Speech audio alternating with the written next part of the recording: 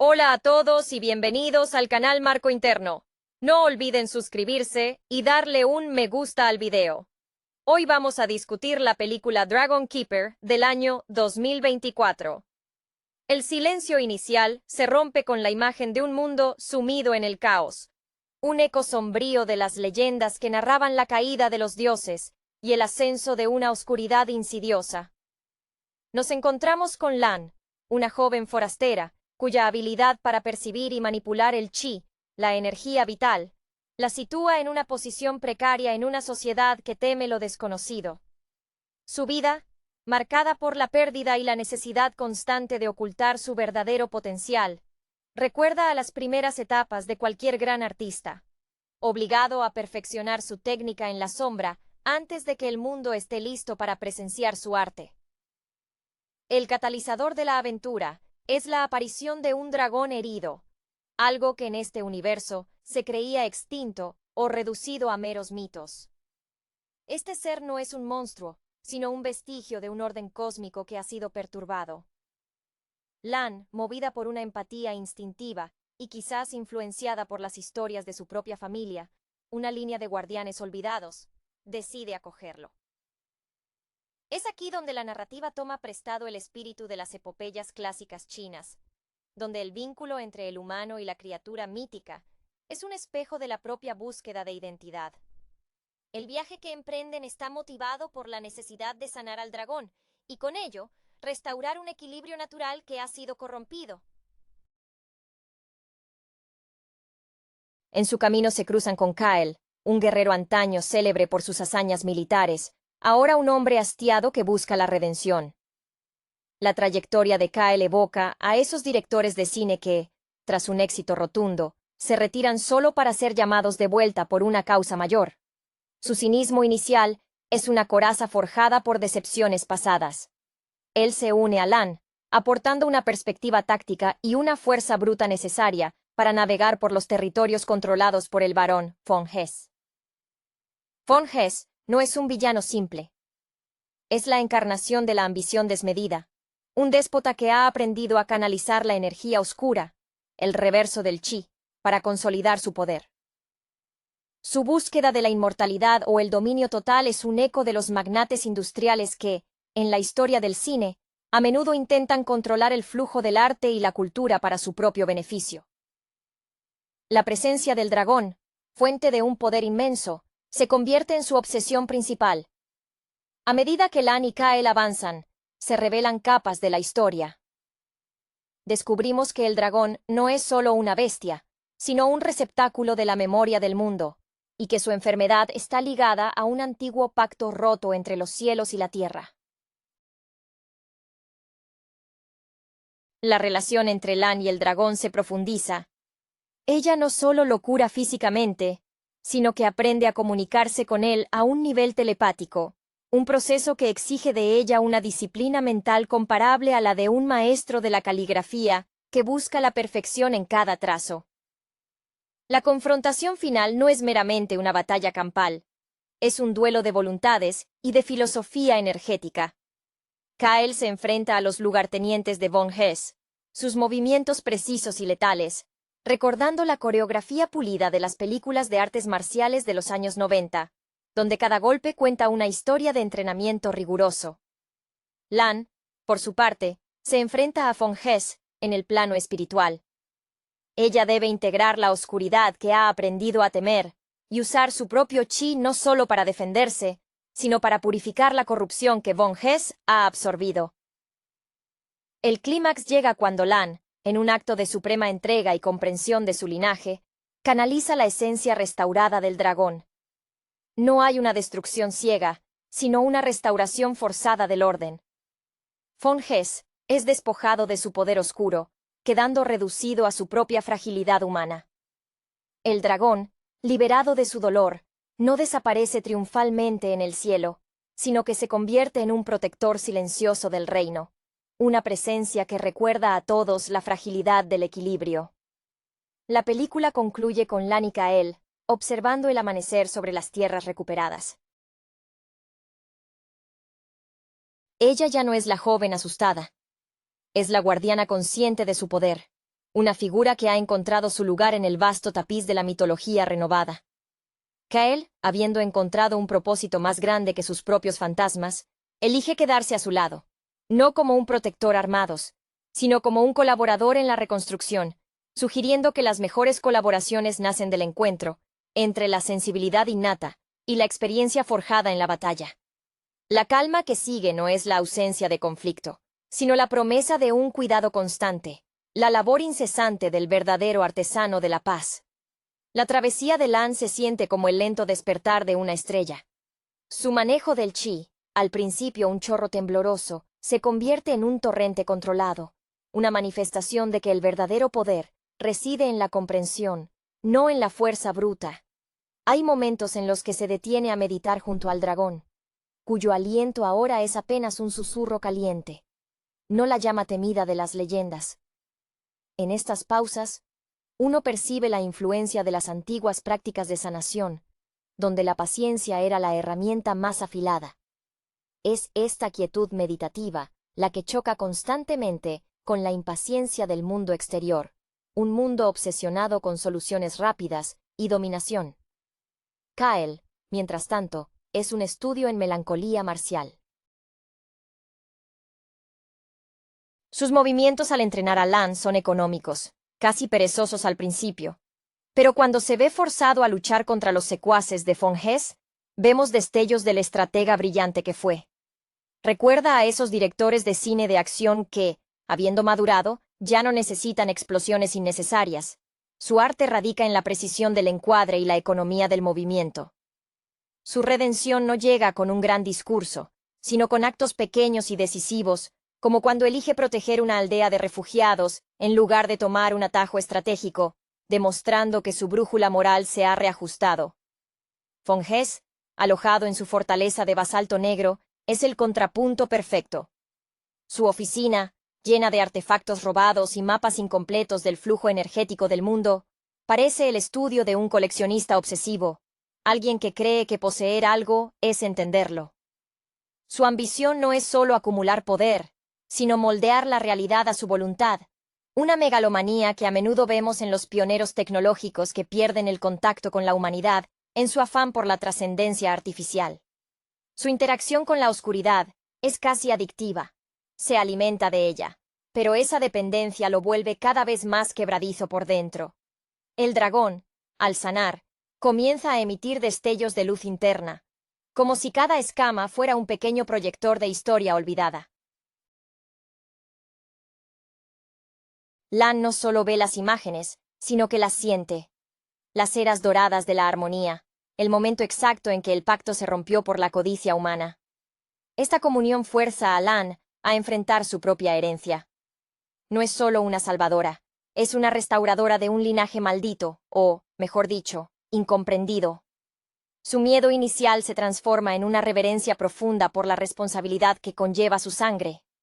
La batalla final es una sinfonía de contrastes. Mientras Kael dirige una defensa organizada, inspirando a los campesinos a usar sus herramientas como armas, demostrando que la valentía es contagiosa, Lan se enfrenta al núcleo del mal. No utiliza la violencia como arma principal. Cuando Von Hess intenta absorber la energía purificada que Lan irradia, se produce una sobrecarga. Es como intentar meter el océano en una jarra. El sistema corrupto de Von Hess colapsa bajo la inmensidad de la vida que intenta controlar. El momento de su derrota es silencioso, una implosión más que una explosión, dejando al descubierto la vacuidad de su poder sin alma. Al final, la luz que emana del dragón no es cegadora, sino reconfortante, como la primera luz del amanecer después de una larga noche de tormenta. El mundo no vuelve a ser el mismo que era antes de la caída de los dioses, sino uno nuevo, forjado en la experiencia compartida del sufrimiento y la sanación. Lan no busca un trono. Se sienta junto al dragón, vigilando. Su presencia misma un ancla para el nuevo orden. Kael se queda, su espada ahora limpia de sangre y utilizada más para trazar líneas de siembra que para defenderse, confirmando que el verdadero heroísmo se encuentra en la construcción, no solo en la destrucción. El mundo respira de nuevo, un aliento lento y cauteloso, sabiendo que el equilibrio es una obra en progreso perpetuo. La atmósfera que envuelve a Lan mientras cuida al dragón es casi palpable, cargada de la fragancia de hierbas medicinales y el leve olor a ozono que acompaña a la energía del chi concentrada. Ella ha desarrollado una rutina metódica, casi ritualística, que recuerda a los grandes músicos que deben practicar escalas agotadoras antes de poder improvisar libremente. Cada sesión de transferencia de energía es un acto de fe. Lan debe vaciarse para poder sanar, confiando en que su propia fuente de vida no se agotará. Esta vulnerabilidad voluntaria es lo que la distingue. No es una guerrera que impone su voluntad, sino una mediadora que permite que el flujo natural se restablezca. Kael, observando estas interacciones íntimas, experimenta una lenta erosión de su cinismo. Su pasado como general, donde las vidas se contaban en bajas y ganancias territoriales, le había enseñado a desconfiar de lo intangible.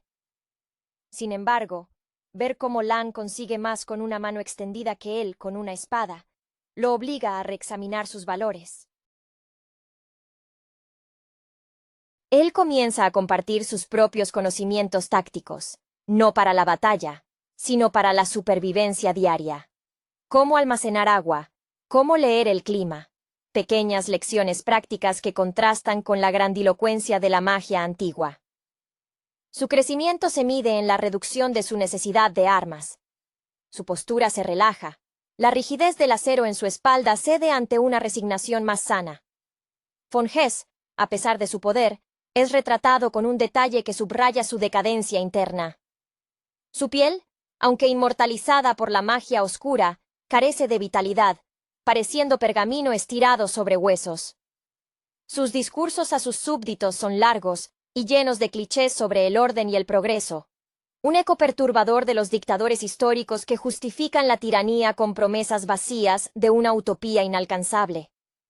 Él ve al dragón no como un ser vivo, sino como una batería cósmica, un objeto de coleccionista que validará su derecho a gobernar.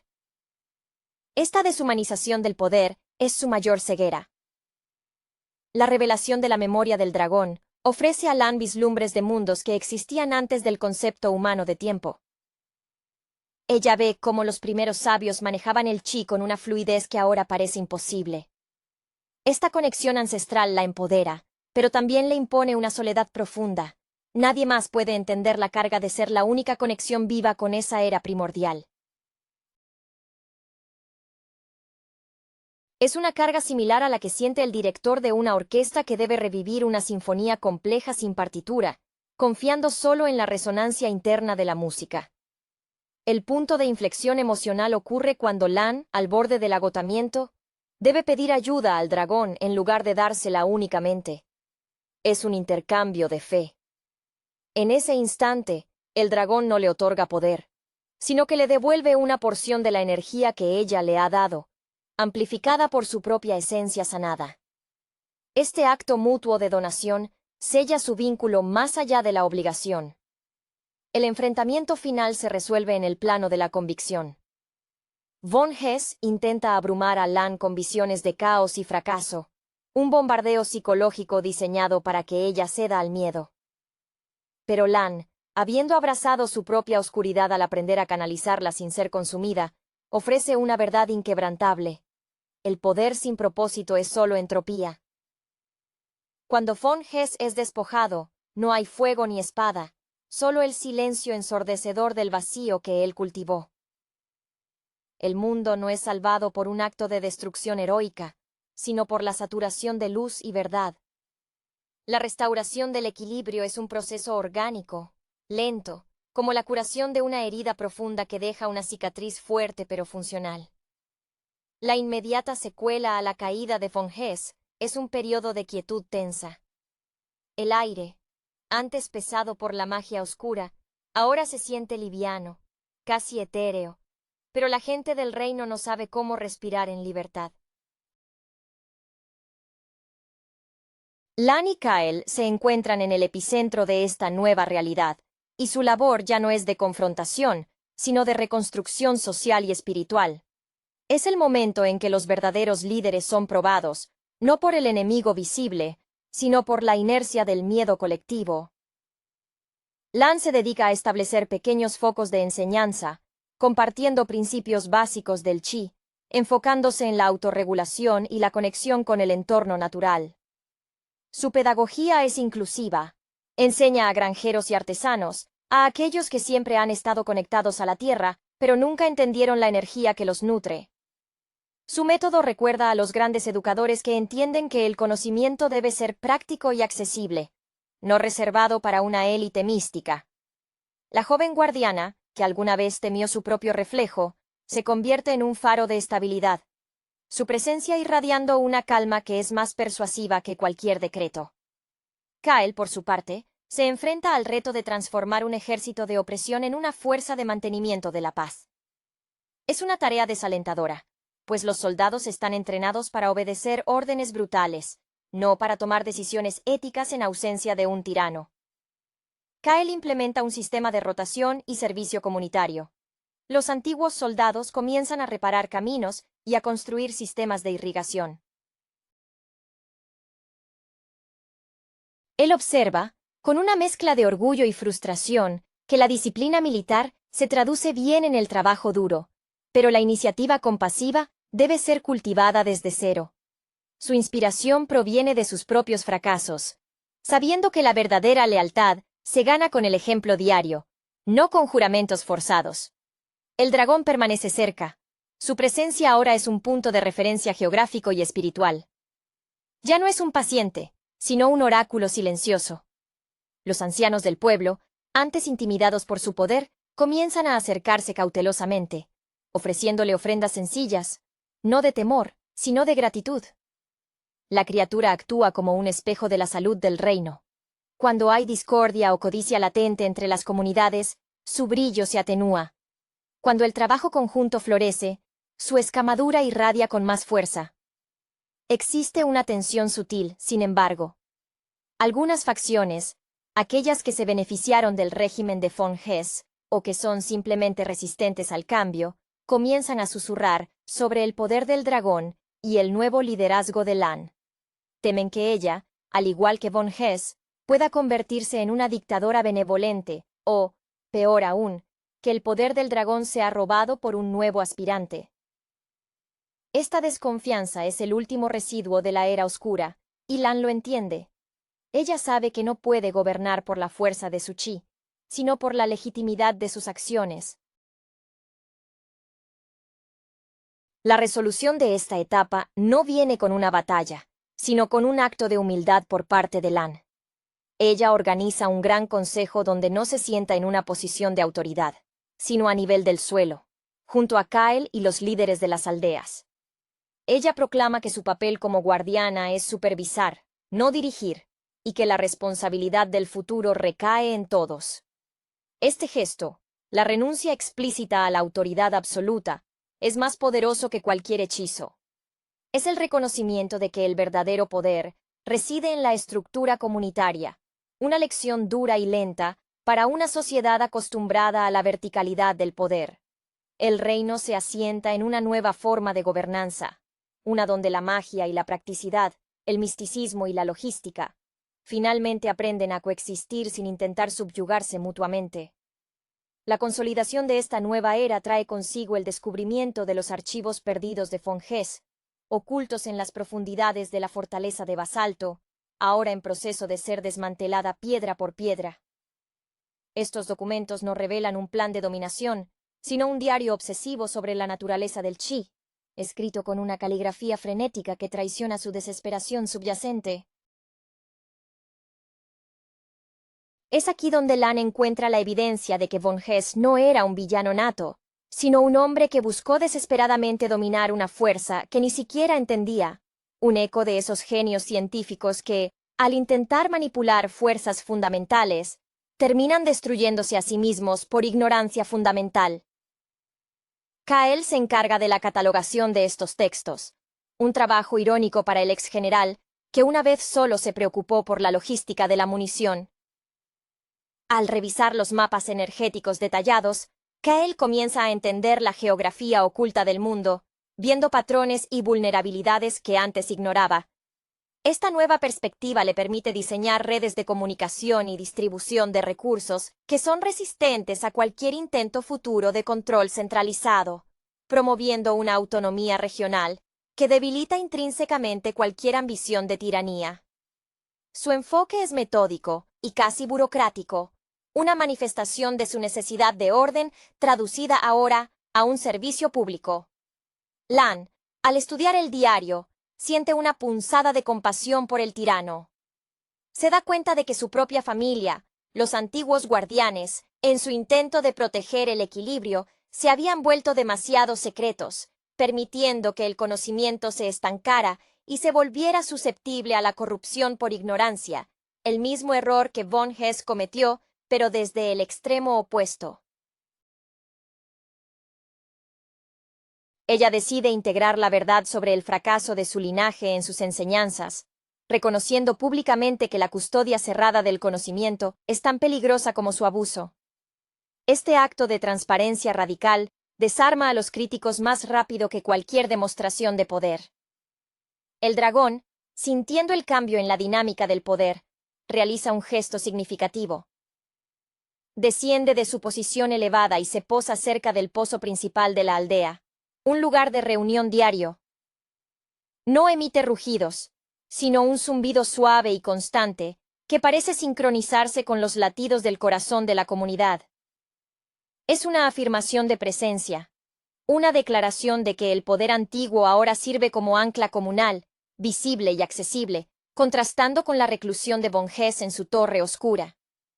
El clímax emocional de esta fase de reconstrucción llega durante la primera gran ceremonia de siembra de la nueva estación. Lan y Kael, trabajando codo con codo, dirigen la distribución de semillas mejoradas genéticamente, resultado de la fusión de la sabiduría natural y la ciencia aplicada que von Hess había intentado pervertir. La gente, por primera vez, trabaja sin el terror en la espalda, sus movimientos lentos, pero llenos de intención. Al final del día, Lan no hace un discurso. Simplemente, se une a una anciana para preparar una comida sencilla. Kael, en un gesto que habría sido impensable antes, se sienta en el suelo y bebe agua del cuenco que le ofrece un antiguo soldado reeducado. La narrativa se centra en estos momentos de quietud compartida, sugiriendo que la verdadera victoria no fue la derrota del mal, sino la lenta y ardua construcción de la confianza cotidiana entre iguales. El mundo se vuelve más pequeño, menos épico en su apariencia, pero infinitamente más sólido en su fundamento moral y práctico. El paisaje se está transformando de un páramo agrietado a campos cultivables, un proceso que refleja la lenta sanación de las psiques de sus habitantes. La labor de Lan y Kael se ha convertido en una especie de simbiosis productiva. Ella proporciona la visión del equilibrio energético, y él la estructura logística para implementarla a escala comunitaria. Esta dinámica es fascinante, pues vemos cómo la visión idealista, Lan, necesita la traducción pragmática, Kael, para evitar caer en el mismo aislamiento místico que afectó a sus antepasados o al propio von Hess. Kael, en su función de reformador social, se ha vuelto sorprendentemente hábil en el arte de la diplomacia de bajo perfil. Sus reuniones ya no son consejos de guerra, sino disputas vecinales sobre límites de tierras o derechos de agua. Descubre que la resistencia a su autoridad no proviene de la malicia, sino de hábitos arraigados de desconfianza mutua, perfeccionados bajo el yugo de von Hess. Para combatir esto, utiliza la narrativa, contando historias no de grandes batallas, sino de cooperaciones exitosas en la construcción de nuevas acequias, creando un panteón de héroes locales basados en la ayuda mutua. Su evolución es la de un director de orquesta que aprende a valorar el sonido de un solo violín sobre el estruendo de los timbales. Lan, mientras tanto, se enfrenta al desafío de la temporalidad del poder. Ella sabe que su linaje no está destinado a gobernar, sino a recordar. Utiliza la enseñanza del chi como una metáfora constante para la interdependencia. Si una persona intenta absorber demasiada energía, ambición, desequilibra al grupo. Esto se ve reflejado en los proyectos comunes, donde los esfuerzos desmedidos de un individuo terminan dañando la cosecha comunal. La joven guardiana ha aprendido a modular su propia aura. Ya no irradia poder, sino una resonancia que invita a otros a encontrar su propio centro. El dragón sigue siendo el centro silencioso de este renacimiento. Su cuerpo, ahora completamente sanado, brilla con un tono perla suave y ocasionalmente vuela en círculos muy altos, casi invisibles, como un satélite natural que monitorea el bienestar del territorio. Se cuenta entre la gente la leyenda de que el dragón ya no está herido, sino que está en un estado de profunda meditación cósmica, y que sus sueños son los que mantienen a raya las nieblas residuales de la oscuridad. Es un guardián pasivo, cuya mera existencia valida el nuevo pacto social. La última grieta ideológica aparece cuando un grupo de antiguos eruditos, quienes veneraban el conocimiento secreto y temían la difusión del chi, intentan argumentar que la apertura de Lan está poniendo en peligro la estabilidad obtenida. Argumentan que el conocimiento puro debe ser guardado celosamente, tal como intentó von Hess con el poder, aunque desde una perspectiva intelectual. Lan no los combate con fuerza, sino con una demostración práctica. Organiza un festival donde todas las habilidades, desde la poesía hasta la reparación de herramientas, se celebran por igual. Al ver que la fortaleza del reino no reside en un único conocimiento supremo, sino en la suma de talentos diversos y visibles, la oposición se disuelve en la celebración. El final se sella con la imagen de Lan y Kael, ya no como salvadores, sino como ciudadanos esenciales. Ella planta un árbol joven, sus manos cubiertas de tierra, una imagen que anula cualquier sospecha de pretensiones divinas. Kael, observándola, sonríe genuinamente por primera vez, una expresión que desarruga años de tensión. La película concluye no con un final glorioso, sino con la belleza austera de la labor continua. El ciclo de siembra, cuidado y cosecha, entendido ahora no solo como un proceso agrícola, sino como la eterna responsabilidad de mantener el equilibrio entre la fuerza y la sabiduría, entre el individuo y la comunidad. El mundo, ahora bautizado con un nombre más suave y menos cargado de mitos bélicos, entra en una etapa de consolidación que exige más sutileza que coraje. La paz no es estática, sino un río que debe ser constantemente guiado para evitar que se estanque o desborde. Lan y Kael, ahora figuras fundamentales pero no jerárquicas, se enfrentan al desafío de institucionalizar la virtud. Lan se retira parcialmente del ojo público, enfocándose en la creación de un sistema de aprendizaje itinerante. Ella entiende que su poder es contagioso, y si se concentra en ella, el reino recaerá inevitablemente en una dependencia peligrosa. Sus enseñanzas se estructuran en torno a la ética del uso de la energía, insistiendo en que el chi es un préstamo, no una propiedad. Ella viaja con un pequeño séquito de jóvenes aprendices, cuyo entusiasmo y falta de prejuicios actúan como un bálsamo contra el escepticismo de los más viejos. Su figura evoca a esos grandes maestros zen, que prefieren el silencio elocuente de un jardín bien cuidado a los grandes discursos en el templo. Kael, sintiéndose más cómodo en el rol de constructor de infraestructuras que en el de guerrero reformado, se centra en la economía circular del nuevo reino. Utiliza su entendimiento de la logística militar para crear redes de comercio justas, asegurando que los recursos fluyan hacia donde son más necesarios, no hacia donde residen los más poderosos. Ha implementado un sistema de rendición de cuentas basado en la transparencia de los bienes, una primitiva contabilidad moral que frustra a cualquiera que intente acaparar o manipular. Su rigor, antes enfocado en la defensa de fronteras físicas, se aplica ahora a la defensa de los principios económicos justos. El dragón, que se ha posicionado en una de las montañas más altas y centrales, se convierte en el punto de referencia para la calibración de los flujos energéticos naturales. Ya no se le ve como un ser mitológico, sino como un indicador ambiental, similar a un barómetro biológico. Los ingenieros y los nuevos maestros del chi lo utilizan como un punto de anclaje para sus estudios, entendiendo que la salud del dragón es directamente proporcional a la honestidad y el equilibrio de las acciones humanas. Su inmovilidad y su luz constante son un recordatorio tangible de que el cosmos sigue operando bajo leyes inmutables, más allá de la política humana. El desafío final a la estabilidad no es un enemigo externo, sino la entropía ideológica. Un grupo de jóvenes, nacidos en la relativa paz pero sedientos de acción y de un propósito claro, comienzan a idealizar la era de Von Hess, no por su tiranía, sino por la simplicidad de sus objetivos, conquistar y dominar.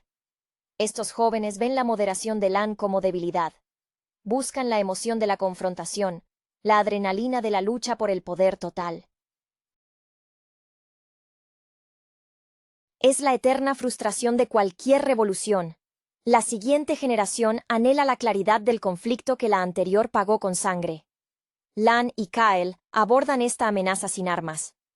En lugar de reprimirlos, los integran.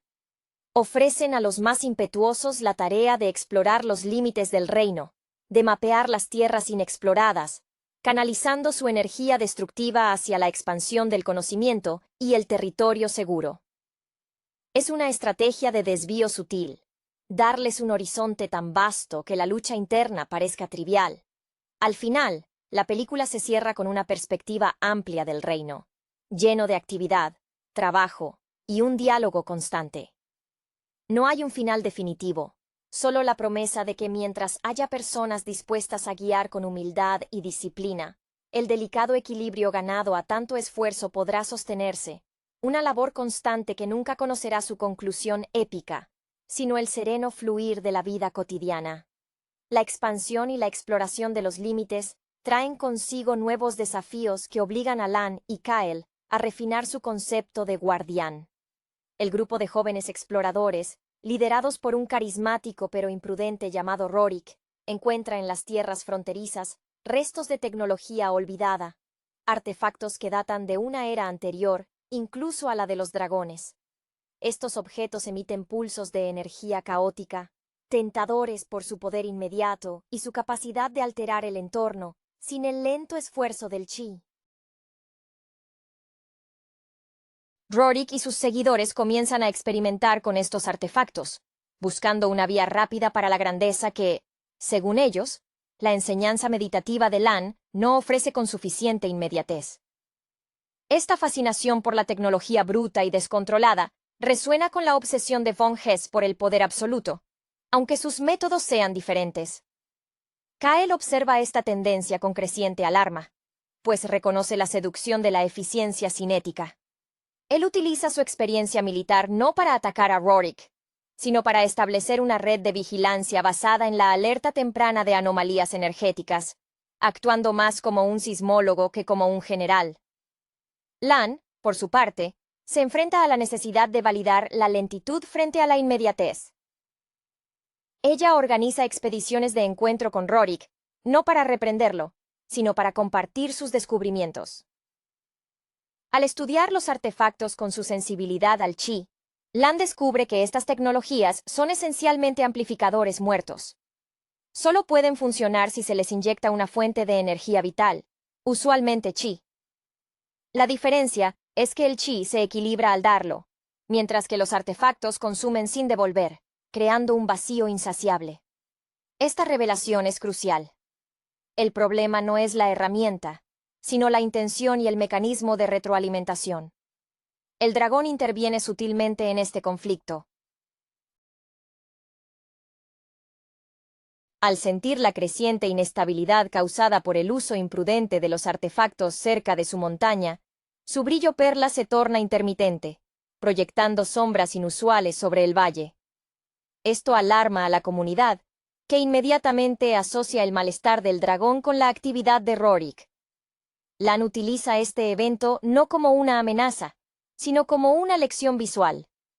En un momento decisivo, Rorik intenta utilizar un gran artefacto para desviar un río y ganar tierras fértiles rápidamente, ignorando las advertencias de Kael sobre la fragilidad del ecosistema recién restaurado. El dispositivo falla catastróficamente, creando una inundación controlada que amenaza con destruir las cosechas que tanto costó plantar. Lan llega al lugar, no con su fuerza total, sino con una concentración minuciosa de chi, guiando el flujo del agua con una precisión que parece desafiar las leyes de la física. Ella no detiene el agua, la recanaliza, demostrando que la comprensión profunda puede superar la fuerza bruta de la tecnología. La resolución es agridulce. Rorik, humillado y viendo el desastre que casi causa, se disuelve en el grupo de exploradores, pero con una nueva misión: catalogar los artefactos y entender sus riesgos, bajo la supervisión directa de Kael. La comunidad comprende que el avance tecnológico no debe ser prohibido, sino integrado con reverencia y conocimiento profundo. Lan y Kael se dan cuenta de que su tarea nunca terminará. La vigilancia debe ser constante, no solo contra la oscuridad moral, sino contra la ingenuidad ambiciosa. El ciclo de redención y la tentación del atajo se han convertido en el nuevo telón de fondo de su existencia, un drama continuo que se desarrolla bajo el atento y silencioso ojo del dragón guardián. La experiencia con los artefactos fronterizos obliga a Lan y Kael a expandir su visión de la amenaza. Ya no se trata solo de la ambición del individuo, como von Hess, sino de la seducción del poder impersonal y ajeno a la vida, representado por esa tecnología olvidada. La lección aprendida es que el vacío energético es tan peligroso como la energía oscura. Ambos corrompen al absorber sin restituir. Kael, viendo la fascinación de Rorik por la mecánica, impulsa la creación de una nueva rama del conocimiento: la ingeniería del equilibrio. Este campo se dedica a estudiar los artefactos no para activarlos, sino para entender su estructura y cómo interactúan con los flujos naturales. Es un puente forzado entre la lógica fría de la máquina y la fluidez del chi, y Kael lo gestiona con la misma disciplina con la que una vez organizó líneas de suministro en una campaña imposible. Su meta es domesticar el conocimiento ajeno para que no se convierta en arma por accidente o diseño. Lan dedica más tiempo a entender el sueño del dragón. Se da cuenta de que la criatura no solo refleja la salud del reino, sino que activamente modula las energías sutiles para evitar la resonancia con las frecuencias caóticas emitidas por los artefactos encontrados. Ella interpreta los sutiles cambios en el patrón de brillo del dragón como advertencias tempranas, desarrollando un sistema de alerta temprana basado en la biología mítica. Esta capacidad de decodificar el lenguaje no verbal del dragón la consagra definitivamente como la guardiana, pues habla el idioma que el mundo había olvidado. La vida comunitaria alcanza un nivel de sofisticación silenciosa. Las disputas son menos frecuentes y, cuando surgen, se resuelven a través de mediaciones facilitadas por los jóvenes aprendices de Lan, quienes ahora utilizan ejercicios de meditación grupal para alinear las perspectivas antes de cualquier debate formal. Hay una sensación palpable de que el progreso es lento pero intencional, como el crecimiento de un árbol viejo y bien arraigado. Sin embargo, este nuevo orden es puesto a prueba por un fenómeno natural inesperado: una sequía prolongada que afecta las tierras exteriores al valle protegido.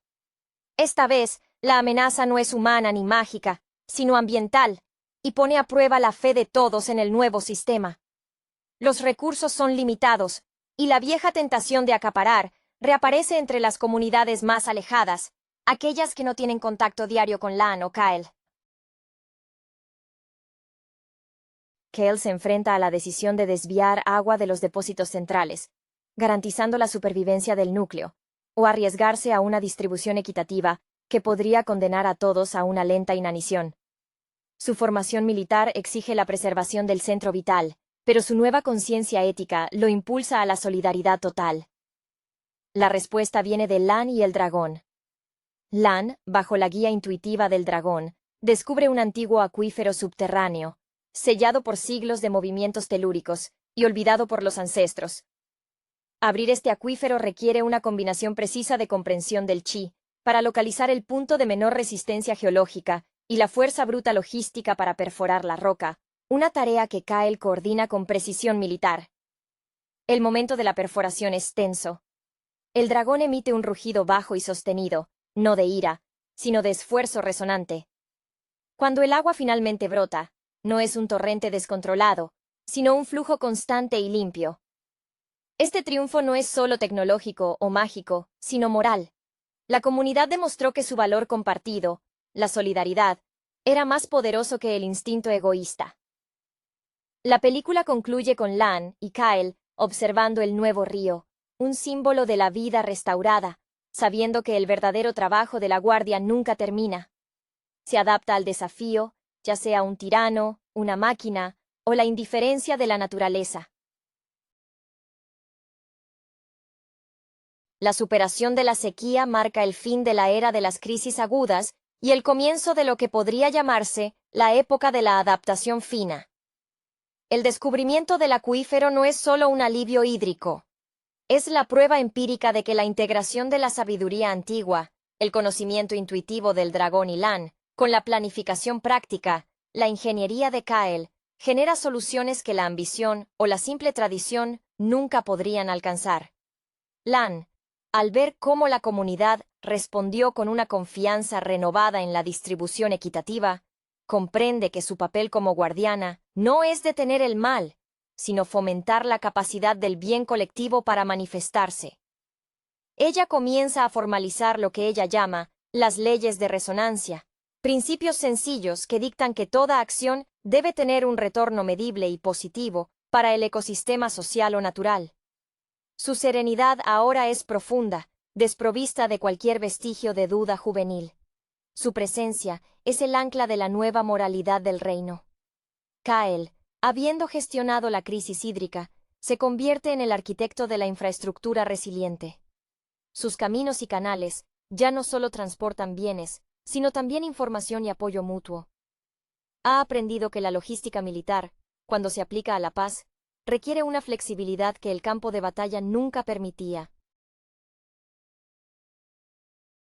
El antiguo general, que valoraba la cadena de mando rígida, ahora fomenta la iniciativa local, permitiendo que las comunidades gestionen sus propios recursos con mínima supervisión central. Su sonrisa se ha vuelto habitual, una línea suave en su rostro curtido, reflejando una paz interna que no conocía desde antes de su servicio militar. El dragón, al percibir la estabilización general, comienza un lento ciclo de hibernación parcial. Su luz se atenúa, no por enfermedad, sino por saciedad energética. Se retira a las capas superiores de la montaña, volviéndose menos visible para el ojo casual, transformándose en un rumor de la cumbre, un hecho de fe más que una realidad tangible diaria. Esto es importante. El poder no puede estar siempre en el centro de la atención o se convierte en un tirano por inercia. La gente debe aprender a ser su propio guardián. Rorik y los exploradores, ahora integrados, traen consigo no solo mapas geográficos, sino también reportes detallados sobre las energías residuales de los artefactos que han clasificado. Han descubierto que, al no ser activados por Chi, muchos de ellos entran en un estado de latencia estable. Esto permite al reino integrar ciertos elementos de la tecnología antigua de forma segura, usándolos como fuentes de luz pasiva o materiales de construcción avanzados, pero siempre bajo la supervisión estricta de la ingeniería del equilibrio. Es una lección de madurez. La fascinación no se reprime, se canaliza hacia la comprensión y la utilidad segura. El último desafío es de naturaleza cultural. Llega una delegación de un reino vecino, más tradicional y jerárquico, que ha oído hablar de la Guardiana del Dragón. Vienen buscando no alianza, sino sumisión, esperando encontrar en Lan una figura de poder místico que pueda ser manipulada o cortejada. El líder de la delegación intenta impresionar a Lan con demostraciones de riqueza y poder militar, esperando verla intimidada. Lan y Kyle reciben a la delegación en un campo abierto, sin guardia personal visible, con el dragón ausente en la lejanía. Lan habla poco, dejando que Kyle presente la realidad del reino, los campos florecientes, las redes de comercio justas y la ausencia de mendigos o presos políticos. La prueba definitiva no es mágica, sino social. Lan les ofrece algo que no pueden comprar: un puñado de tierra fértil y la receta para cultivar 2 veces más alimentos. El líder de la delegación se va confundido, incapaz de categorizar este nuevo poder. No es fuerza militar, ni riqueza acumulada, sino una prosperidad orgánica e inexpugnable. La película se desvanece en una escena atemporal. Lan y Kyle sentados juntos, no como gobernantes, sino como colegas, observando a los niños aprender a trazar líneas de canalización en la arena. El mundo ha sido salvado no por un gran golpe final, sino por la persistencia incansable en la enseñanza y la administración justa, confirmando que el legado más grande es aquel que se vuelve innecesario para sí mismo, permitiendo que la vida simplemente continúe, tejida con sabiduría y práctica. El eco de la partida de la delegación vecina deja tras de sí una sensación de logro tranquilo. El reino ya no teme ser conquistado. Teme, más bien, el estancamiento. La calma posterior a la sequía y la integración de la tecnología fronteriza han cimentado una cultura de prudencia activa. Lan y Kyle, ahora figuras casi legendarias en vida, se esfuerzan por evitar convertirse en mitos paralizantes. Lan, en su rol de educadora itinerante, ha comenzado a delegar la enseñanza del chi a sus aprendices más avanzados. Su método es dejar que los jóvenes cometan errores menores y aprendan a corregirlos a través de la introspección guiada, una forma de terapia energética donde el fracaso es simplemente una retroalimentación no deseada. Ella se ocupa ahora de la jurisprudencia del equilibrio, codificando las leyes de resonancia en un lenguaje accesible, asegurándose de que la ley no sea una herramienta de opresión, sino un mapa para navegar las interacciones complejas. Su entendimiento de la naturaleza cíclica del poder la lleva a programar períodos de ausencia, retirándose temporalmente para forzar al consejo local a operar sin su sombra. Kyle se ha transformado en el principal promotor de la descentralización. Su obra magna es el establecimiento de consejos regionales autónomos, dotados de las herramientas logísticas y la información sobre el flujo energético para gestionar sus propios excedentes y déficits. El antiguo general, que antes medía el éxito en términos de control territorial, ahora mide la salud del reino en la baja incidencia de apelaciones a la autoridad central. Ha encontrado una satisfacción inesperada en la burocracia del bien público, encontrando en la planificación detallada una forma de heroísmo tan válida como cualquier hazaña en el campo de batalla. Su relación con Rorik se ha solidificado. Rorik proporciona los datos técnicos sobre los límites de la tecnología, mientras Kyle diseña los protocolos de seguridad. El dragón, en su estado de meditación profunda, sigue siendo la brújula silenciosa. Su reposo es la manifestación física de que el equilibrio no requiere un esfuerzo constante y visible, sino una correcta alineación fundamental. Los ciudadanos han dejado de buscar su aprobación y han comenzado a honrar su quietud. Incluso los niños, al jugar, imitan el silencio contemplativo de la gran criatura, entendiendo instintivamente que la fuerza reside en la contención. Un último y muy sutil cambio ocurre en la relación entre Lan y Kyle. Su vínculo ya no se basa en la necesidad mutua durante la crisis, sino en una admiración compartida por la labor del otro. Hay momentos, al atardecer, donde se encuentran sin necesidad de hablar, simplemente observando el valle.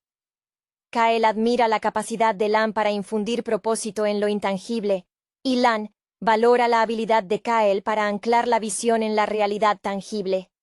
Su asociación es la alegoría perfecta del nuevo reino, el espíritu guiado por la estructura, y la estructura vitalizada por el espíritu. La película no ofrece un final dramático, sino una transición a una nueva normalidad, un continuum de vigilancia. La imagen final es de un mapa extenso, dibujado con trazos de tinta y marcadores de chi, mostrando un reino interconectado, no por ejércitos, sino por rutas comerciales y canales de conocimiento. El concepto de guardia ha evolucionado. Ya no es una posición, sino una actitud constante, un compromiso diario con la integridad del ser y del entorno. La esperanza reside en que la próxima generación no necesite un salvador, sino solo buenos maestros y administradores.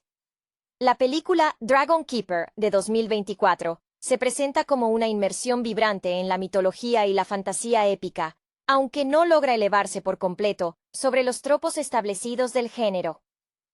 La dirección, a cargo de un cineasta con experiencia previa en animación de gran escala, exhibe un manejo competente del espectáculo visual.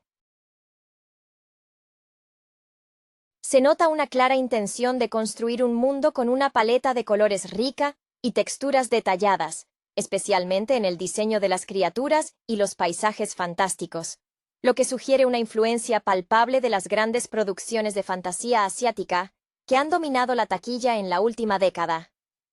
El núcleo narrativo pivota sobre la relación entre el humano, Dan, interpretado por un actor que recientemente ha destacado en dramas históricos, lo que aporta un peso dramático interesante a un personaje inicialmente más ligero, y el dragón anciano, el último de su especie, que actúa como catalizador del conflicto.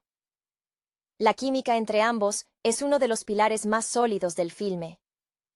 El guión explora temas recurrentes, como el sacrificio, la redención y la fragilidad del poder, pero lo hace a través de secuencias de acción bien coreografiadas que evitan caer en el barroquismo innecesario. El personaje de la guerrera, cuya trayectoria profesional ha estado marcada por su habilidad en películas de artes marciales de presupuesto medio, aporta una fisicalidad necesaria al elenco. Su arco de desconfianza hacia la magia y su eventual aceptación del destino parece algo apresurado, un sacrificio hecho en aras de mantener el ritmo vertiginoso de la trama central.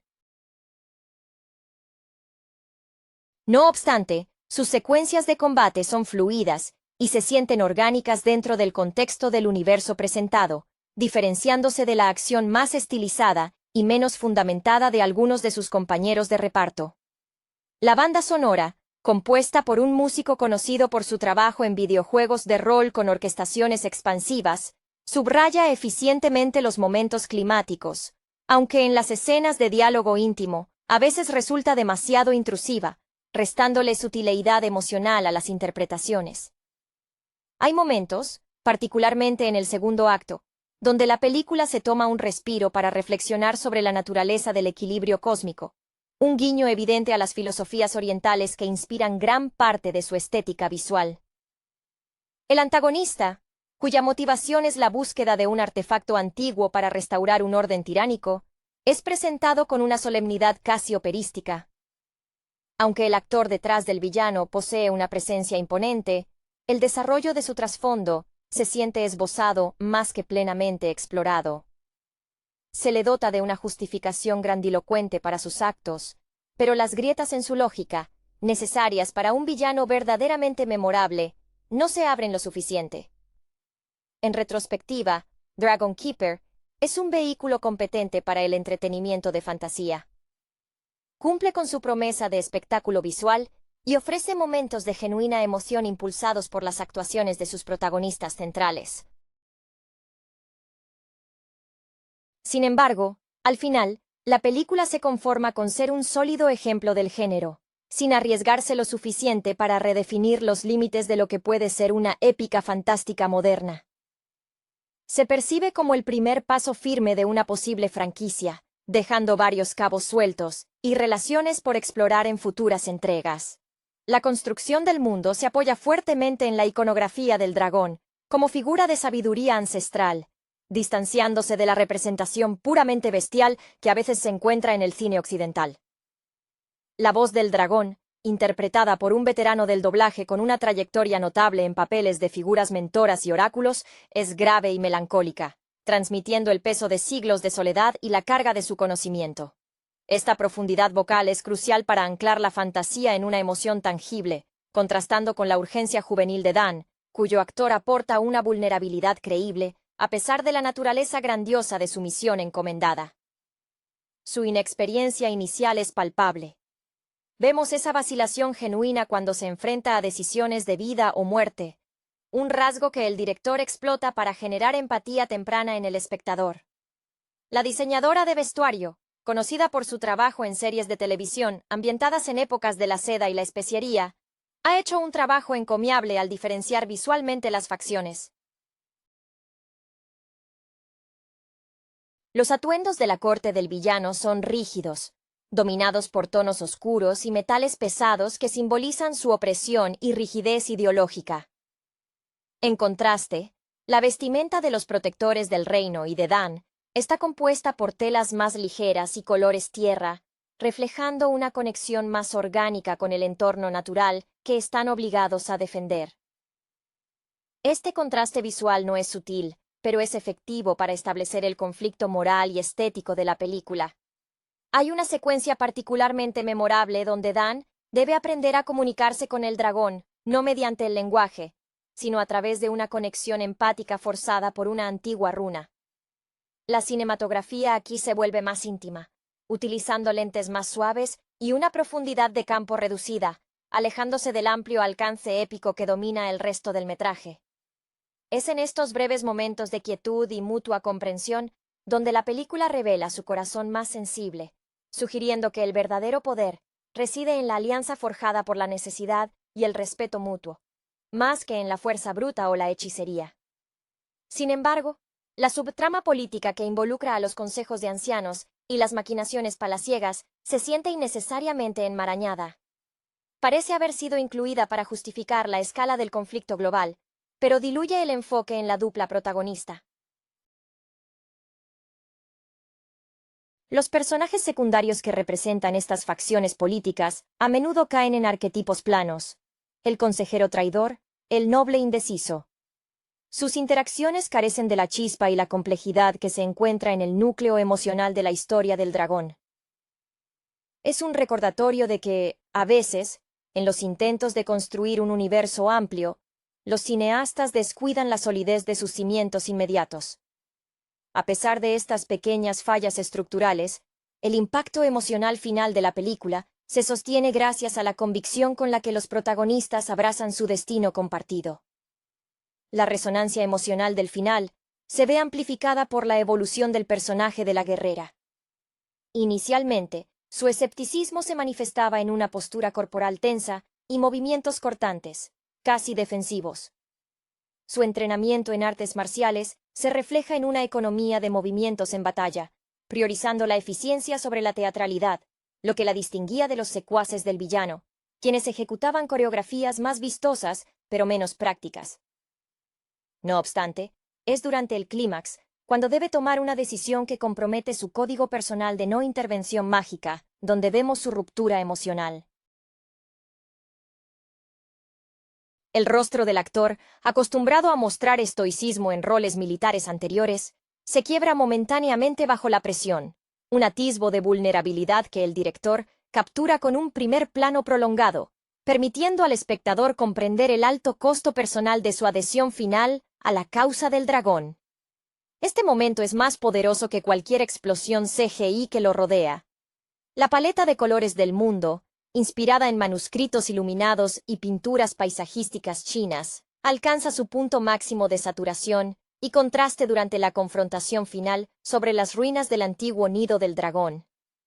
El director de fotografía, quien trabajó en varias películas de arte y ensayo de bajo presupuesto antes de este salto a la fantasía épica, utiliza la luz natural de manera magistral, haciendo que los tonos dorados del fuego del dragón parezcan casi táctiles contra los azules fríos del cielo crepuscular. Hay una deliberación en cada encuadre que sugiere que, aunque el guión pueda ser predecible en sus giros, la ejecución visual es una obra de amor detallada. El dragón, en su forma más vulnerable hacia el final, se asemeja menos a una bestia de guerra y más a un monumento vivo y fatigado. La animación en estas escenas se centra en la textura escamosa y el lento parpadeo de sus ojos ambarinos, transmitiendo una sabiduría gastada por el tiempo. Es en este estado de agotamiento donde Dan realmente se convierte en su guardián, un cambio de rol implícito desde ser el discípulo al protector. Esta inversión de roles es el verdadero corazón temático que el guión logra mantener a flote, incluso cuando las subtramas políticas amenazan con hundir la narrativa. El villano, a pesar de su falta de profundidad, logra generar una sensación de amenaza constante gracias a la forma en que interactúa con su entorno. No entra en una habitación, él la domina. Su voz, aunque bien interpretada, carece de las modulaciones filosóficas que posee el dragón, lo que subraya su simplicidad fundamental. Él busca el control absoluto, mientras que el dragón busca el equilibrio perdido. Esta dicotomía ideológica es lo que sostiene la tensión narrativa hasta el desenlace, demostrando que incluso en una película centrada en el espectáculo, el conflicto de ideas, por básico que sea, sigue siendo fundamental para el enganche del público. El filme se siente, en última instancia, como una carta de amor a la épica tradicional, ejecutada con la ambición técnica de la era moderna. La inmersión en la psicología del dragón revela una capa adicional de tragedia que el actor de voz logra matizar con maestría. No es solo un ser milenario, es un personaje marcado por la soledad existencial que acompaña al conocimiento absoluto. Hay pausas en su diálogo, momentos de silencio ensordecedor, que sugieren el peso de incontables pérdidas, un eco melancólico que se conecta directamente con la temática de la extinción de lo puro en un mundo corruptible. Esta tristeza inherente sirve como contrapeso a la impetuosidad juvenil de Dan. La evolución de Dan, de ser un simple portador de mensajes a ser el depositario de la esperanza de una raza, está marcada por una serie de fracasos iniciales, pequeños tropiezos que el actor maneja con una frustración genuina, lejos del heroísmo infalible. Su conexión con el dragón se cementa no por un acto heroico grandioso al principio, sino por el acto humilde de cuidar de una criatura herida y exhausta. En cuanto a la guerrera, la actriz, cuya filmografía previa la había encasillado en roles de fuerza unidimensional, logra aquí un matiz inesperado al integrar su formación en danza clásica en sus movimientos. Esto se hace evidente cuando se mueve entre los combates más brutales. Hay una fluidez subyacente, una gracia que sugiere que su violencia es una forma de arte aprendido, no meramente una reacción visceral. Su arco emocional culmina cuando debe sacrificar una antigua promesa hecha a su linaje para salvar al dragón. Un dilema ético que el guión maneja con justeza, aunque su resolución es quizá demasiado rápida. Se percibe en sus ojos, en las escenas posteriores a la batalla principal, un ligero desasosiego. Ella ha cruzado una línea moral para lograr el bien mayor, y la película deja entrever que las cicatrices de esa elección permanecerán, preparando el terreno para un desarrollo más profundo en futuras narrativas. El diseño de producción, en su ambición por crear un mundo que se sienta simultáneamente antiguo y tecnológicamente avanzado en términos de magia, a veces peca de sobrecarga visual. Los planos generales de las ciudades flotantes, aunque impresionantes, a menudo eclipsan la intimidad de los encuentros entre los protagonistas. Esta tendencia a priorizar la escala sobre la conexión íntima es una marca distintiva de las producciones de fantasía contemporáneas que buscan competir en términos de espectáculo puro. Sin embargo, el detalle que redime muchos de estos planos es el uso de la niebla y la iluminación difusa, creando una atmósfera onírica que, aunque saturada de información visual, mantiene un velo de misterio sobre el origen de la magia en este universo. La sensación general que deja Dragon Keeper es la de un lienzo magníficamente pintado, con pinceladas magistrales en los personajes centrales, pero con un fondo narrativo ocasionalmente disperso por la ambición de crear un mundo demasiado vasto para su tiempo de pantalla asignado. La música, aunque orquestalmente suntuosa, exhibe una tendencia preocupante a sobrecargar los momentos de transición emocional. El compositor, célebre por sus partituras envolventes en épicas espaciales, parece haber aplicado la misma filosofía de más es más a los conflictos terrenales y personales. Por ejemplo, la escena donde Dan y el dragón comparten una comida silenciosa tras su primera gran victoria está sonorizada con un crescendo que desmerece la quietud que la imagen intenta transmitir. Este exceso musical actúa como un recordatorio constante de que estamos viendo una gran producción, diluyendo la posibilidad de que el espectador se sumerja por completo en la intimidad del momento, sin una guía sonora tan insistente. Es una firma estilística que, si bien garantiza un sonido potente y reconocible, resta sofisticación a la partitura general. El diseño de producción también juega con una dicotomía fascinante entre la naturaleza salvaje y las estructuras creadas por los humanos para contener o manipular dicha naturaleza. Los templos dedicados al dragón son representados como edificaciones orgánicas, casi brotadas de la tierra, con materiales que reflejan la luz como si estuvieran hechos de cristal de río. En contraste, la fortaleza del antagonista es una masa angular y negra, un monolito que parece absorber la luz del entorno. Este lenguaje visual binario refuerza el conflicto central, la fluidez de la vida frente a la rigidez del control. El director de arte, con experiencia previa en el diseño de escenarios para ópera, ha inyectado en estos decorados una teatralidad inherente, haciendo que cada localización parezca un acto en sí misma, lo cual facilita la transición visual entre las secuencias de aventura y los momentos de confrontación ideológica. Es notable cómo el guión maneja la cuestión del destino. Para Dan, el destino es una carga impuesta por fuerzas mayores.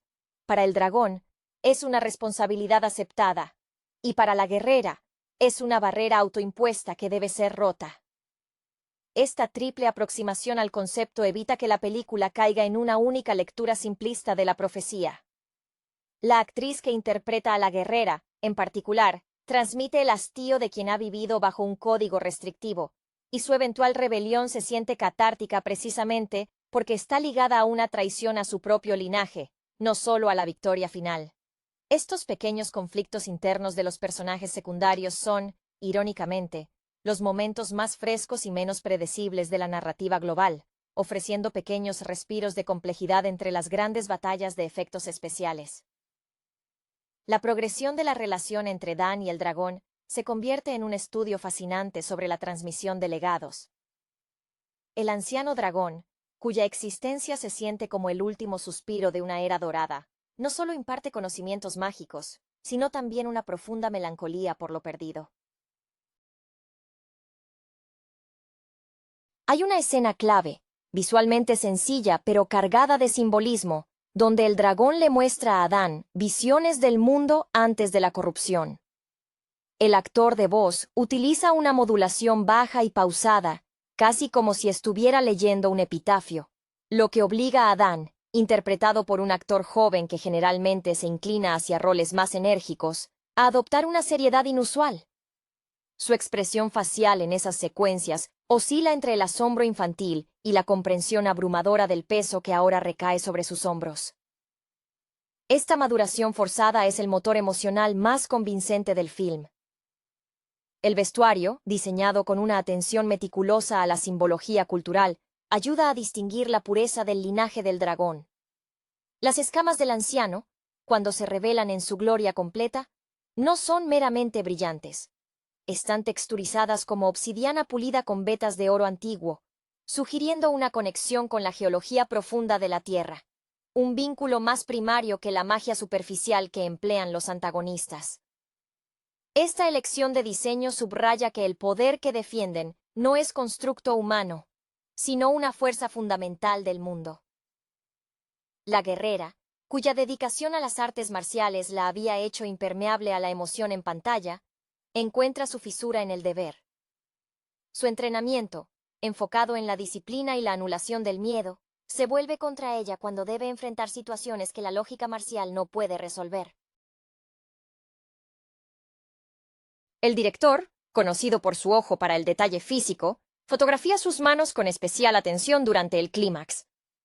Vemos el temblor microscópico justo antes de blandir su arma en un acto de fe, un gesto que rompe con la impecable compostura que había mantenido durante toda la película.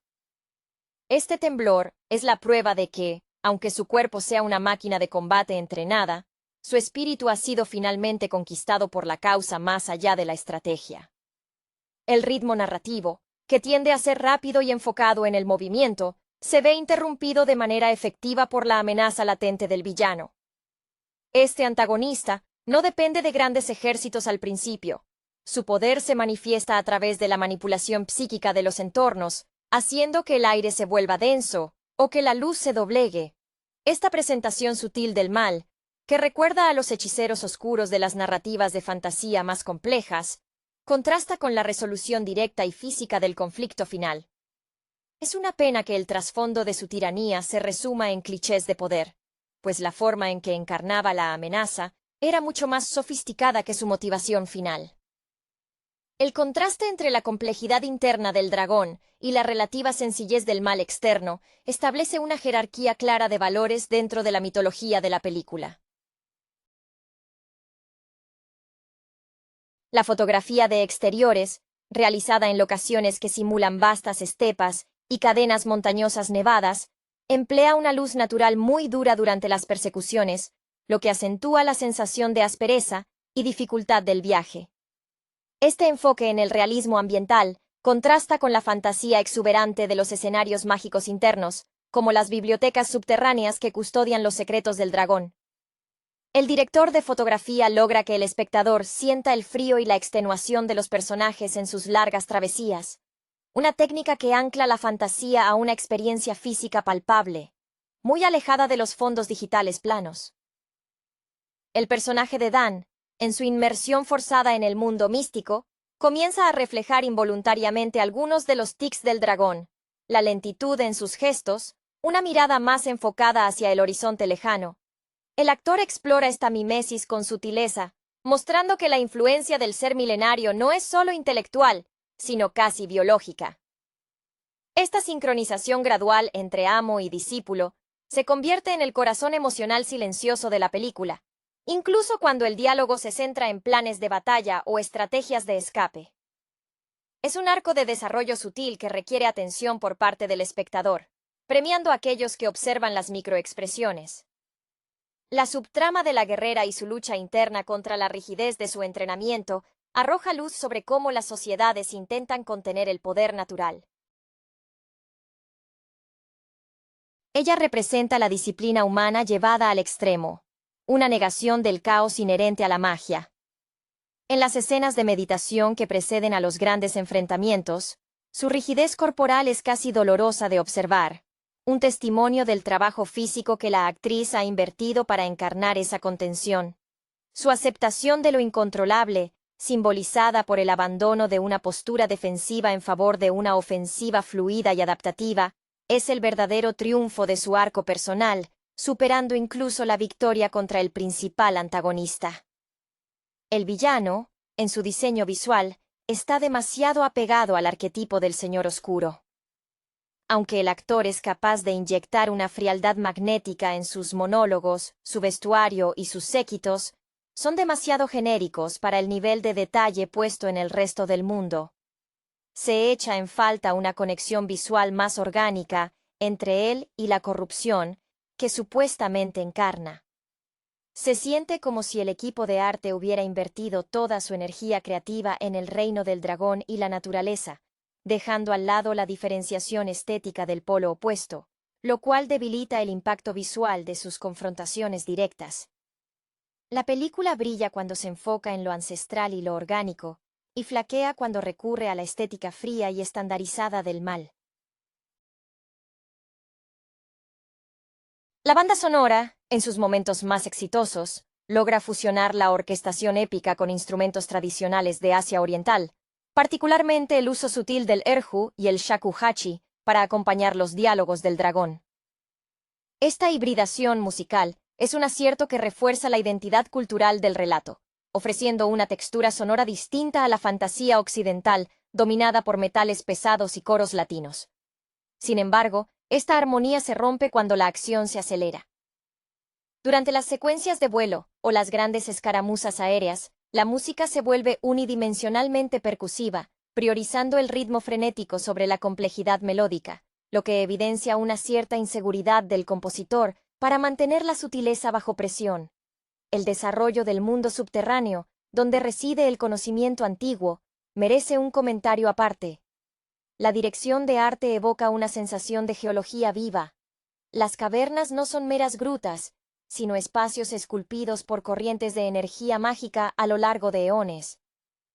Los efectos visuales en estas secciones son particularmente efectivos, utilizando partículas de luz y humo para dar volumen a la atmósfera, creando un entorno que se siente antiguo y sagrado a la vez. Es en estos espacios donde Dan experimenta su mayor crecimiento formativo, aprendiendo que el poder verdadero no se toma, sino que se hereda a través de la comprensión profunda del entorno. El director aprovecha la claustrofobia relativa de estos escenarios para intensificar la intimidad entre los dos protagonistas, forzándolos a depender el uno del otro en un entorno hostil y desconocido. La química entre Dan y el dragón se sostiene gracias a una sutil progresión del respeto al afecto filial. El dragón ve en Dan no solo al último humano digno, sino quizás la inocencia que su propia especie perdió al alcanzar la cúspide de su poder. Esta dinámica paternal se ve reflejada en pequeños gestos, la forma en que el dragón protege a Dan de un mal menor con un movimiento instintivo del ala, o cómo Dan aprende a interpretar los gruñidos de advertencia del anciano. Este vínculo emocional es lo que justifica la épica del sacrificio final, elevando la historia por encima de ser solo una misión de recuperación de artefactos. En contraste, la representación de las fuerzas del villano carece de esta profundidad orgánica. Los soldados humanos que sirven al antagonista son mostrados como peones intercambiables, desprovistos de cualquier motivación, más allá de la obediencia ciega o el miedo. Si bien esto sirve para magnificar la superioridad moral y mística de los héroes, deja un vacío narrativo en la representación de la sociedad que está siendo oprimida. Se nos dice que el tirano ofrece orden, pero nunca se nos muestra el atractivo real de ese orden para la gente común, haciendo que la resistencia parezca inherentemente justa, pero carente de un debate ideológico más rico. Es un ejemplo claro de cómo una ejecución visualmente deslumbrante puede disfrazar una simplificación excesiva de la condición humana y sus decisiones políticas. La actuación del actor que interpreta al villano, pese a la simplicidad de su guión, se basa en una contención calculada. Su rostro, casi siempre inexpresivo, solo se permite mostrar una ligera contracción de fastidio ante la resistencia, lo que proyecta una arrogancia fría y distante. Este enfoque en la quietud magnifica cualquier gesto de ira o frustración, haciéndolos parecer eventos catastróficos y bien ponderados, más que reacciones espontáneas. Esta manera de actuar sugiere una inspiración en los grandes déspotas de la historia, aquellos que ejercen el control a través de la mera expectativa de su poder, sin necesidad de gritos constantes. El contraste entre esta inmovilidad calculada y la expresividad fluida de la guerrera en combate es un duelo actoral en sí mismo, un choque entre el control absoluto y la adaptabilidad instintiva. El clímax de la película, ambientado en las alturas, explora la idea de la perspectiva alterada. Cuando Dan y el dragón están en pleno vuelo, la cámara se sitúa a menudo por debajo, mirando hacia el cielo a través de las nubes, lo que magnifica la escala de la amenaza y la vulnerabilidad de los protagonistas.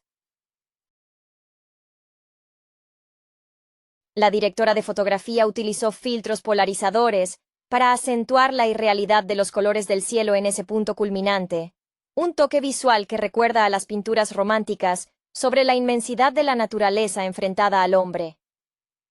Esta elección estética subraya que la batalla no es solo por la supervivencia física, sino por la preservación de una cierta belleza y misticismo en el mundo. El arco de redención de la guerrera se sella no con una declaración verbal, sino con un acto de protección desinteresada hacia el dragón, permitiéndole concentrar su poder sin preocuparse por su flanco.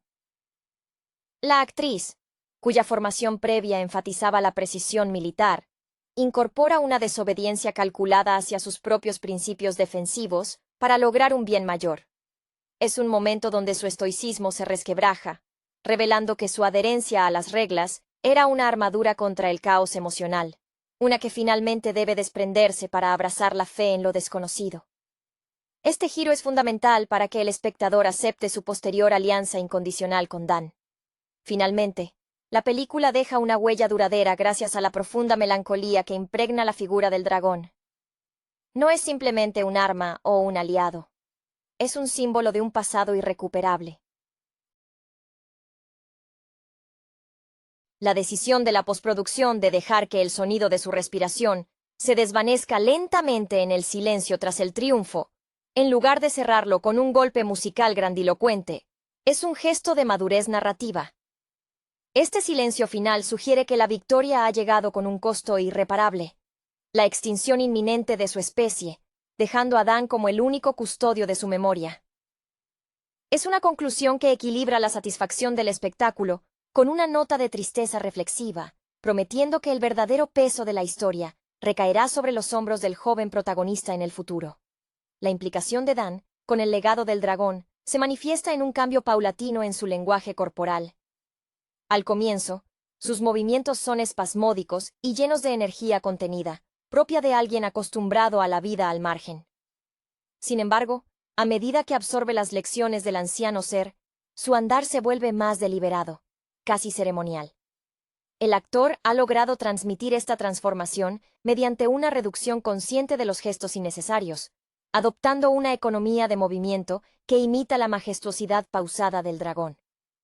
Esta mímica sutil funciona como un contrapunto visual a la energía explosiva de la guerrera, cuyas batallas siempre parecen requerir una liberación total de la tensión acumulada. El diseño de vestuario, al representar la vestimenta ceremonial que Dan recibe en su investidura como guardián, utiliza una seda gruesa y teñida con pigmentos naturales que parecen vivos bajo la luz. Este ropaje contrasta fuertemente con la armadura funcional y puramente defensiva que usaba al inicio. La textura y el peso de esta nueva indumentaria actúan como una metáfora táctil de la responsabilidad que asume, una carga que no puede ser simplemente arrojada en medio del combate. Es un vestuario que exige respeto y reverencia, marcando su transición de aventurero a figura mítica. La construcción del antagonista, aunque superficial en su motivación final, se sustenta visualmente en la arquitectura de sus dominios. El director de fotografía se deleita en planos amplios de sus fortalezas, construidas sobre fracturas tectónicas, utilizando siluetas duras y sombras profundas para sugerir una fuerza impía que desafía el orden natural. Esta predilección por las líneas rectas y ángulos agudos en el lado oscuro sirve para enfatizar la oposición ideológica a las curvas orgánicas y la fluidez del mundo natural defendido por el dragón. Es una técnica visual derivada de la estética del expresionismo alemán, aplicada al género fantástico para subrayar la alienación del villano. La banda sonora, en sus momentos más reflexivos, emplea un motivo musical recurrente asociado exclusivamente al dragón, una melodía modal que evoca lamentos antiguos. Esta pieza musical se convierte en un ancla emocional, reapareciendo incluso cuando la acción se desboca. Es el recurso del compositor para recordar al espectador la presencia subyacente del ser moribundo, asegurando que el público no olvide el corazón trágico que late bajo el espectáculo de la fantasía.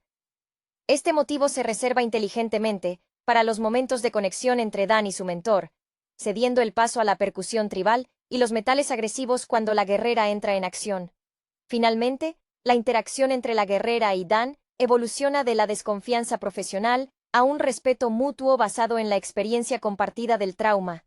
La actriz de la guerrera revela que su aparente dureza es, en realidad, un mecanismo de defensa perfeccionado tras incontables decepciones. En una escena corta pero crucial, cuando Dan le confía un secreto personal, ella no responde con palabras, sino con un ligero asentimiento, un gesto casi imperceptible, que indica la rendición de su armadura emocional. Este cambio silencioso es más elocuente que cualquier discurso sobre amistad, demostrando que la verdadera valentía no es luchar contra un enemigo externo, sino permitirse ser vulnerable ante un aliado. La película, a pesar de sus concesiones al espectáculo masivo, encuentra su resonancia más duradera en estos pequeños actos de conexión humana y transespecie. La atmósfera general de la película está impregnada de una sensación de urgencia elegíaca, como si cada victoria viniera empañada por la conciencia de una pérdida inminente. Este tono se construye no solo a través del drama de los personajes, sino también en la elección de los escenarios naturales que sirven de telón de fondo a la aventura. Las secuencias filmadas en los pasos de montaña desolados, con bruma perpetua y una luz filtrada y azulada, sugieren un mundo que ya ha comenzado a enfriarse, un eco visual de la extinción del linaje del dragón. El director de fotografía ha utilizado estos entornos para ralentizar sutilmente el ritmo visual en los momentos de mayor peligro, forzando al espectador a contemplar la belleza efímera de lo que se está luchando por salvar. El trabajo del actor que da vida a Dan se enfoca en su capacidad para la transición del pragmatismo a la fe ciega. Sus primeras interacciones con la magia son marcadas por un escepticismo terrenal, fruto de su crianza en un entorno donde lo tangible era lo único seguro. Esta resistencia inicial se disuelve gradualmente, no por coerción, sino por la evidencia irrefutable del poder y la bondad del dragón. Observamos cómo el joven actor empieza a emplear un lenguaje corporal más abierto, levantando la barbilla y expandiendo el pecho, señalando una aceptación consciente de su nuevo rol como protector. Un cambio dramático para un intérprete conocido por sus papeles de antihéroes reticentes. En cuanto a la guerrera, su maestría en las artes marciales se traduce en un código de honor que es a la vez su mayor fortaleza y su principal limitación. En la coreografía de sus peleas, se prioriza el uso del espacio y la anticipación sobre la fuerza bruta. Sus movimientos son circulares, buscando desviar la energía del oponente en lugar de enfrentarla directamente. Este estilo refleja su filosofía de vida: evitar el choque frontal siempre que sea posible. Su arco narrativo se cierra cuando se ve obligada a ejecutar un movimiento puramente ofensivo y destructivo contra un objetivo que no representa una amenaza física directa, sino ideológica. El sacrificio de su código en ese instante final es el verdadero punto de inflexión emocional para su personaje, un acto de fe en la visión del dragón que trasciende su entrenamiento. El villano, por su parte, se beneficia de la interpretación de un actor acostumbrado a papeles de autoridad severa. Su poder residía en la atmósfera que imponía. No era necesario que gritara para infundir terror. Sin embargo, la debilidad del guión se evidencia en la facilidad con la que sus seguidores caen en la desesperación una vez que su líder es confrontado directamente.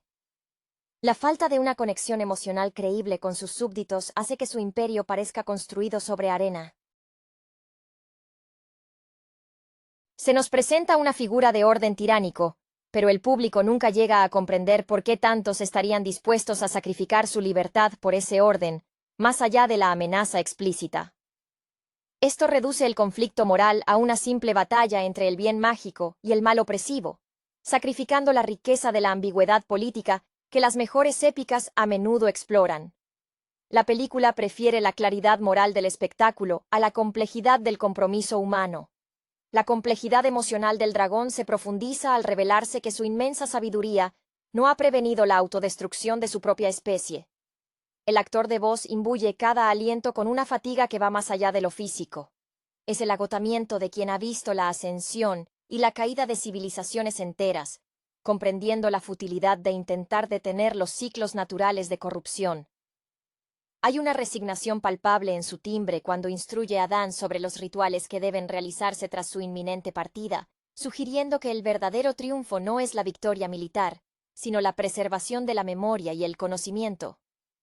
Esta carga de la memoria es la que, irónicamente, lo hace más vulnerable a los ataques, pues su enfoque está dividido entre la supervivencia y la transmisión de su legado. Dan, al intentar replicar la serenidad de su mentor, a menudo cae en la sobreactuación de la solemnidad, un error que el director explota para generar momentos de alivio cómico sutil. El actor joven muestra la tensión de intentar sonar antiguo antes de tiempo. Sus frases son demasiado largas, sus pausas demasiado estudiadas. Sin embargo, es en los momentos de desesperación, cuando se siente abrumado por la magnitud de lo que se espera de él, donde su vulnerabilidad juvenil se conecta verdaderamente con el espectador. Su error más grande no es táctico, sino emocional: intentar cargar con el dolor del dragón en lugar de simplemente aprender a vivir con él. El vestuario de la guerrera alcanza su pináculo estético durante las escenas de infiltración en la fortaleza del villano. Para esta secuencia,